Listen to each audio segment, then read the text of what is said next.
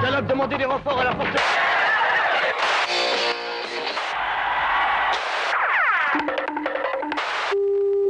Histoire de la télévision vous propose ce soir, et la télé inventa le on peut se passer de télé si on veut. À la maison, bien sûr, comme beaucoup de femmes d'intérieur, je n'avais jamais le temps de lire. Qu'est-ce qu'on mange ce soir, chérie? Une boîte de raviolis. La cuisine me prenait tout mon temps, et la lessive.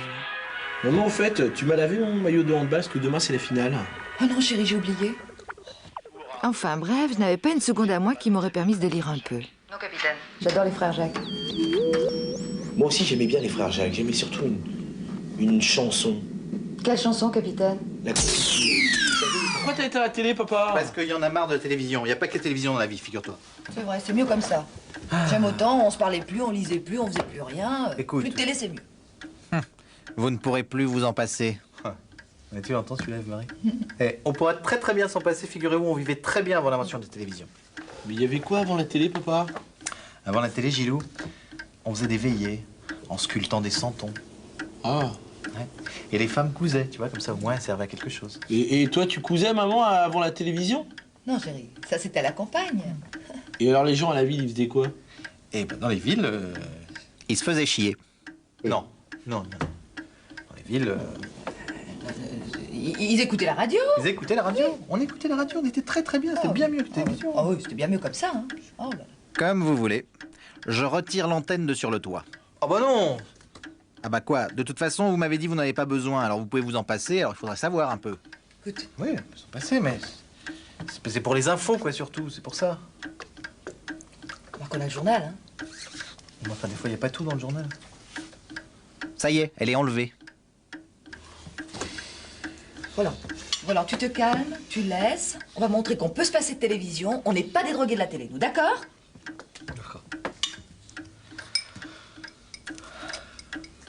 T'as lu un bon livre ces derniers temps? Ouais. Le Scarabée doré, j'avais 7 ans.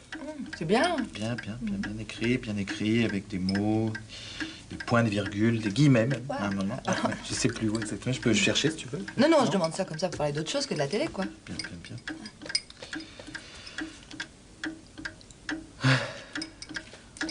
Alors, Gilou, ça fait longtemps qu'on se connaît, hein, tous les deux maintenant. Hein. Ouais, pas. Ouais. L'école, ça va? Ouais, pas.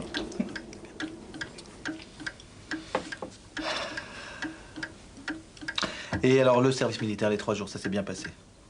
Bah, c'est dans 5 ans, pas. Dans 5 ans? Non. Si. Dis donc. Ça passe, hein. Ça passe. Tu crois qu'il a enlevé, là, pour de bon, l'antenne, ou... Attends, tu parles encore de ça? M'en fous, moi, qu'il Ouais. l'ait enlevé, hein.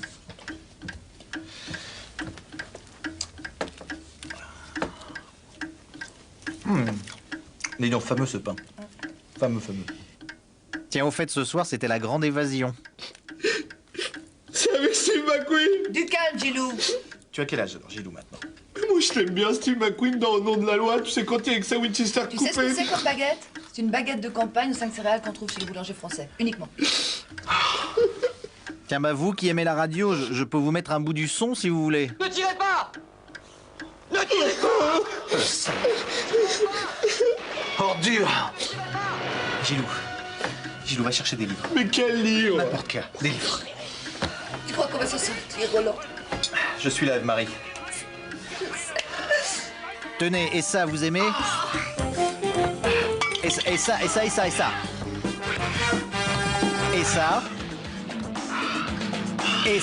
vous plaît, ça.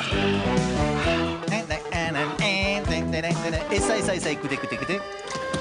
Le sein. Ouais. C'est des cadeaux. Dans la boîte aux lettres, c'est les publicités pour lire. Oh, c'est bien, hein.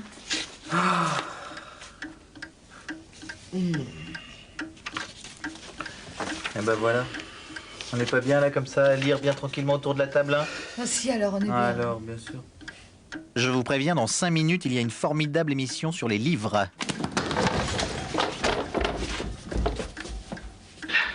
Captain Kirk, nous allons être confrontés à l'épisode le plus éprouvant de notre série. C'est tout ce que vous avez à me dire, monsieur Spock?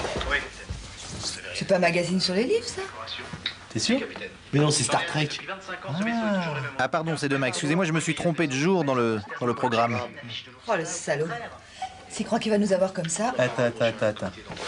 Tu veux que j'aille éteindre? Oui, bien sûr, tu vas éteindre. Mais attends, je voudrais juste voir d'abord d'après quel roman ils ont tiré le feuilleton.